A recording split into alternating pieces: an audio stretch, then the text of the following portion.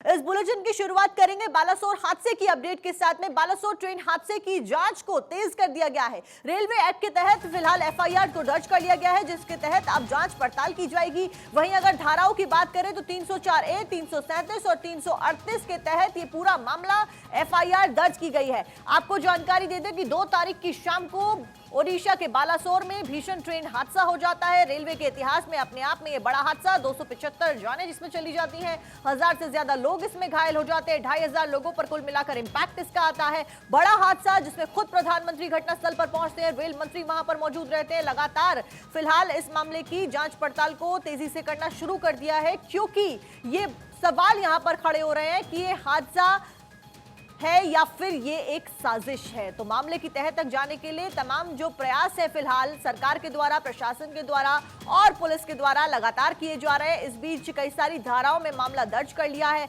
और कई सारे लोगों के ऊपर जांच की आंच आने के भी यहां पर खबर सामने आ रही है। तो बालासोर ट्रेन हादसे की जांच पड़ताल तेज कर दी है। रेलवे एक्ट के तहत मामला दर्ज किया गया है। रेलवे एक्ट के तहत एफआईआर दर्ज की गई है, जिसमें धाराओं की अगर बात करें तो 304A, 337 और 338 के तहत मामला दर्ज किया है। अब आपको ग्राफिक्स के जरिए भी समझाते हैं कि रेल हादसे का जिम्मेदार कौन है। बड़े सवाल यहां पर खड़े हो रहे हैं। रेल मंत्री ने क्या कुछ कहा, हादसे की वजह का पता लगा लिया गया है। रेल मंत्री का यह कहना है इंटरलॉकिंग में बदलाव की वजह से, क्योंकि ये कहा जा रहा था सिग्नल प्रॉब्लम और इंटरलॉकिंग में लॉक की वजह से इस पूरी घटना को ये विकराल रूप ले लेती है, तो इसलिए फिलहाल जांच पड़ताल भी तेज कर दी गई। तो 2 तस्वीरों के जरिए आप समझ सकते हैं किस तरीके से। पहली तस्वीर में आप देखिए कितना भीषण यह हादसा रहा, कितने लोगों की इसमें जान चली गई।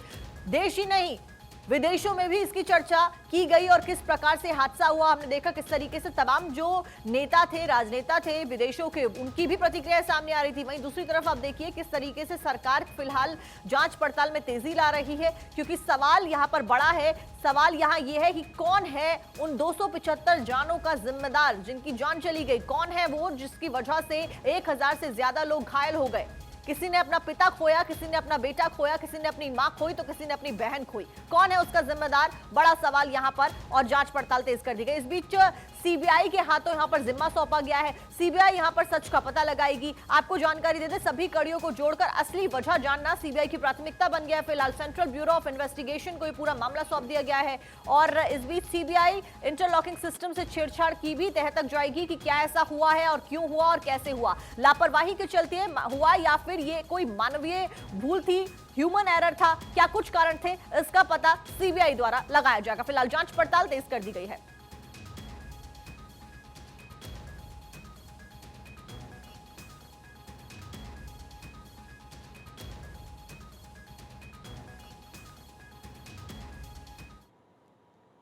तो देखिए बालासोर रेल हादसे के बारे में लगातार आपको पल पल की अपडेट्स दे रहे हैं। इस बीच दुर्घटना में मारे गए 157 लोगों की बॉडी के केमिकल ट्रीटमेंट के बाद भुवनेश्वर भेज दी गई है। देश के हर राज्य को मृतकों की तस्वीर के साथ में सारी जानकारी मुहैया कराई जा रही है, ताकि मृतकों के परिजन आकर बॉडी ले जा सके और उनका अंतिम संस्कार अपने रीति रिवाज के अनुसार करा सके। बालेश्वर रेल दुर्घटना हुए 4 दिन बीत चुके हैं और हमारे साथ बालेश्वर हॉस्पिटल के एक डॉक्टर मौजूद हैं, उनसे बात करते हैं। डॉक्टर साहब, ये बताइए, जो बॉडी निकली थी करीब 157 बॉडीज के बारे में बताया गया था कि उतने लोगों की अभी तक पहचान नहीं हो पाई है, उनके परिजन अभी तक नहीं आए हैं, तो क्या किया जा रहा है उन बॉडीज़ का? देखिए, अभी हमने सब बॉडी को प्रिजर्व किए हैं एंड सबका केमिकल ट्रीटमेंट किए हैं हम लोग, and so that we can keep it preserve for more times. And हम लोग क्या प्लान किए हैं, सब लोग का परिजन आके उनका फ़ोटो भी हमने बना लिए हैं एंड हमारा जो डीएम का ऑफिस का एक रेगुलेटरी सेल बनाए हैं, जो भी रिलेटिव्स आ रहे हैं उनको दिखा रहे हैं एंड जहाँ जहाँ भी हमने रखे हैं, जहाँ तुरंत हम उनको दे रहे हैं। तो हम लोग चाहते हैं हर एवरी पेशेंट, सब पेशेंट को उनको रिलेटिव जो भी आ रहे हैं दूर दूर से, बिहार से, कोई बंगाल से, कोई आसाम से, वो अपना बॉडी लेके जाएं एंड जो भी रिचुअल्स है वो कर सकें। बताया जा रहा है कि कुछ बॉडीज़ को भुवनेश्वर भेजा गया है, करीब 157 बॉडीज़ जो यहाँ अलग अलग जगहों में, अलग अलग अस्पतालों में या मॉर्चरी में रखी हुई थी, उनको भुवनेश्वर शिफ्ट कर दिया गया है। क्या वो प्रॉपर ट्रीटमेंट किया गया और इतने दिन हो गए, 4-5 दिन हो गए, तो आखिर उनका ट्रीटमेंट करके भेजा गया, किस तरीके से रखा गया? हम लोग जैसे कि डिफरेंट मेडिकल कॉलेजेस हैं हमारा भुवनेश्वर में एंड मर्चुरी सेंटर सर ज़्यादा है, हम लोग वहाँ बॉडी को जितना टेम्परेचर चाहिए -15 के अंदर ऊपर हम रख रहे हैं, सो दैट बॉडी ज़्यादा से ज़्यादा दिन रह सकें, सो दैट उन लोग का परिजन जब आएंगे वो पहचान सकें एंड उनको घर ले जा सकें। एंड हम केमिकल ट्रीटमेंट भी किए हैं सो दैट और कुछ ज़्यादा दिन रह सकता है। एंड ऐसे नहीं, हम लोग चाहते हैं जो भी डिजीज्ड है उनको आइडेंटिफिकेशन अच्छे से हो जाए एंड वो लोग अपना घर जाके लास्ट रिचुअल हो सके। इतने दिन होने के बाद ऐसा माना जाता है कि बॉडी जो है वो काफ़ी उसमें से गंध आने लगती है या वो डिस्पोज होने लगता है, तो उस तरीके से जो हालात अभी हैं और जिनके परिजन अभी तक नहीं आए, तो क्या सामूहिक क्रीमेशन भी किया जाएगा बाद में अगर कोई नहीं आता है तो? नहीं, अभी तक तो वो डिसीजन हमने नहीं लिए। हम लोग चाहते हैं हर जगह के, हर स्टेट से जो भी लोग हैं सबको इन्फॉर्मेशन गवर्नमेंट के तरफ से चला गया है। एंड कल जैसे कि शाम को एक बच्चे को हम आइडेंटिफाई किए, वो असम के हैं, उसको हमने एम्स भेजे, उसका ट्रीटमेंट किए, इमीडिएटली उनका एसपी को बात किए। तो हम लोग इन्फॉर्मेशन चाहते हैं पैन इंडिया जो भी जहाँ है, हर गवर्नमेंट सेक्टर में हम इन्फॉर्मेशन दे चुके हैं। हमारा सामूहिक क्रिमेशन अभी नहीं है, हम चाहते हैं सबका लास्ट रिचुअल उनका घर में है।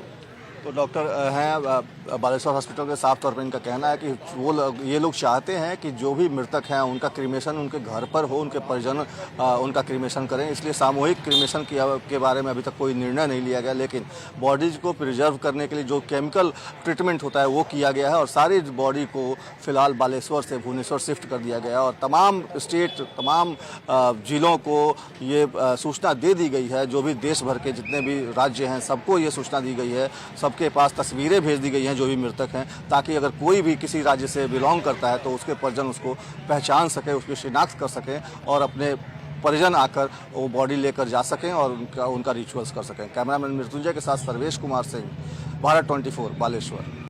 तो देखिए, यहाँ पे बालासोर ट्रेन हादसे में मारे गए लोगों की शिनाख्त करना बड़ी जिम्मेदारी प्रशासन के लिए बनता जा रहा है। इस बीच बालासोर रेल हादसे की जांच सीबीआई ने करनी शुरू कर दी। आपको जानकारी प्राप्त करवा दें कि सीबीआई की टीम ने घटनास्थल पर रेलवे के तमाम बड़े अधिकारियों के साथ में बैठक की। अब इस मामले पर दक्षिण पूर्व रेलवे के सीपीआरओ आदित्य चौधरी ने भारत 24 से खास बातचीत की है और रेलवे यात्रियों से अपील की है कि अब वो इस पर रूट पर चलने वाली ट्रेनों में टिकट करा सकते हैं। बालेश्वर में हालात क्या हैं ये जानने के लिए हमारे साथ बताने के लिए सीपीआरओ मौजूद हैं आदित्य चौधरी, उनसे बात करते हैं। आदित्य जी, कब तक रिस्टोर कर लिया जाएगा दोनों लाइनों को? रिस्टोर ऑलरेडी दोनों लाइन रिस्टोर्ड है।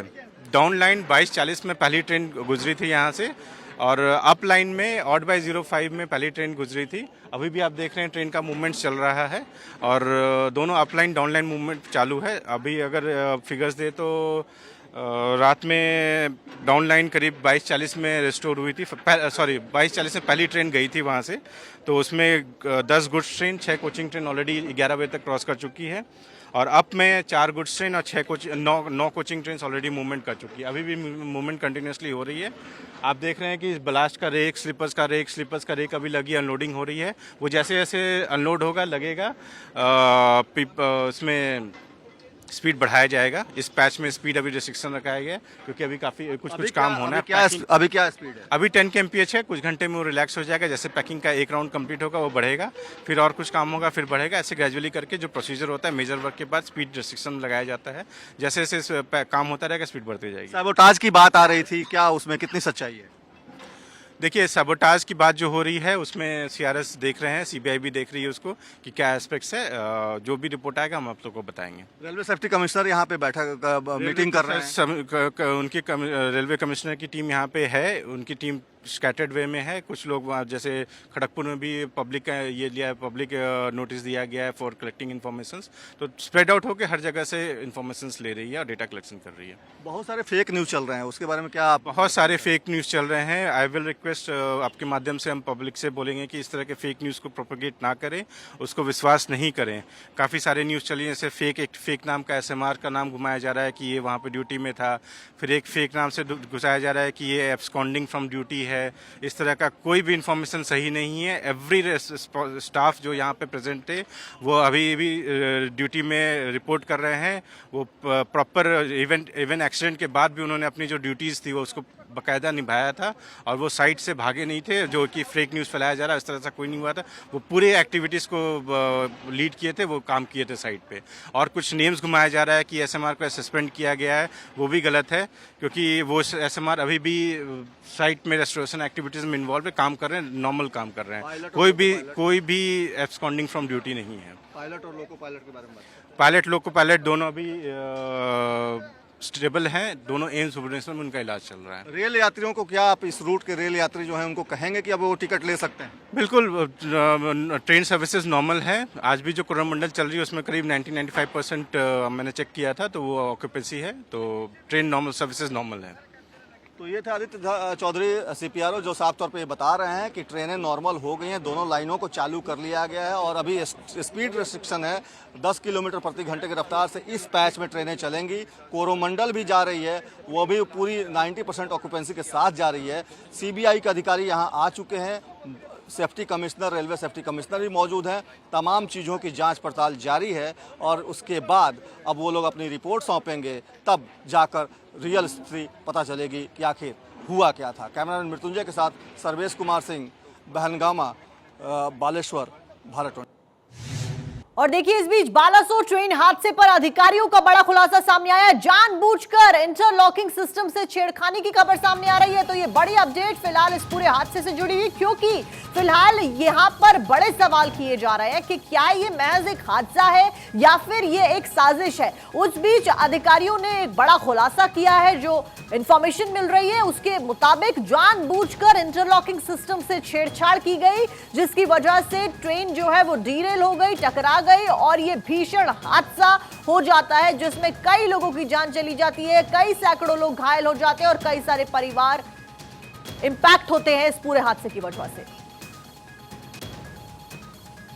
और इसी के साथ तमाम जानकारी लेकर हमारे संवाददाता घटनास्थल से सतीश कुमार झा हमारे साथ जुड़े हैं। सतीश, क्या कुछ अपडेट, अगर हम देखें खबर फिलहाल सामने आ रही है कि यहाँ पर इंटरलॉकिंग सिस्टम से जानबूझकर छेड़छाड़ की गई है, कितनी सच्चाई है इस बात में?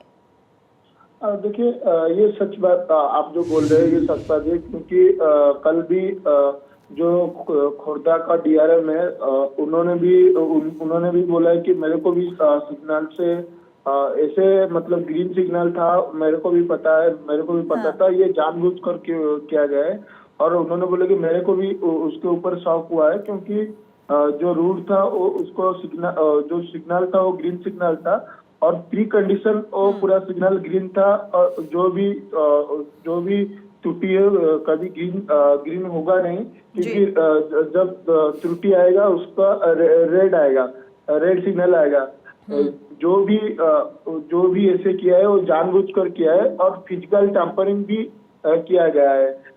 फिजिकल टैंपरिंग वजह से वो ऐसा हादसा हुआ है और वो भी स्पष्ट हो चुका है। डाटा लकर जो है उसको मेन लाइन को ग्रीन किया गया था, इसकी वजह से वो हादसा हुआ है। जी बिल्कुल सतीश, देखिए फिलहाल मामला सीबीआई के हाथ में पहुंच चुका है, सीबीआई इन्वेस्टिगेट कर रही है। इस बीच ये महज एक साजिश है, या महज एक हादसा है, इसकी जांच पड़ताल सीबीआई करेगी और बोला गया है बार बार कि मामले की तह तक यहां पर जाया जाएगा। इस बीच अगर हम बात करें कि जांच की आंच के बारे में, किस किस के ऊपर जांच की आंच यहां पर पड़ सकती है, कौन कौन इसके कटघरे में, इसके घेरे में आ सकता है इन्वेस्टिगेशन की जब बात आती है? देखिए, जब सीबीआई पहुंचा था बालेश्वर महानगर स्टेशन में, वो पहले गया था जिस पटरी पर हादसा हुआ था और तमाम चीजों के ऊपर जांच हुआ। उसके बाद वो सीधा आए कंट्रोल रूम को, जो महानगर स्टेशन में जो कंट्रोल रूम है, कंट्रोल रूम में तमाम अधिकारी के साथ बात हुआ और कुछ जांच भी किए कंट्रोल रूम में। और उससे गए कंट्रोल रूम के बाद वो सीधा गए सिग्नल रूम को। सिग्नल रूम में जो अधिकारी थे उनके साथ बात हुआ और कुछ चीजों के ऊपर ध्यान दिए, कुछ चीजों के ऊपर देखते, कुछ सिस्टम में से कुछ चीजें देखते हुए सामने आए। और जो बड़े अधिकारी थे उनके साथ बात हुआ, फिर जो स्टेशन मास्टर थे उनके साथ बात हुआ और स्टेशन मैनेजर के साथ भी बात हुआ। हम लोग कल देख रहे थे सिस्टम बिल्कुल सतीश, सिग्नल नहीं मिले, टेक्निकल फॉल्ट था, मानवीय चूक थी या फिर साजिश की गई थी, इसका पता फिलहाल सीबीआई लगातार लगा लेगी। बहुत बहुत शुक्रिया आपका तमाम जानकारी दर्शकों तक पहुंचाने के लिए।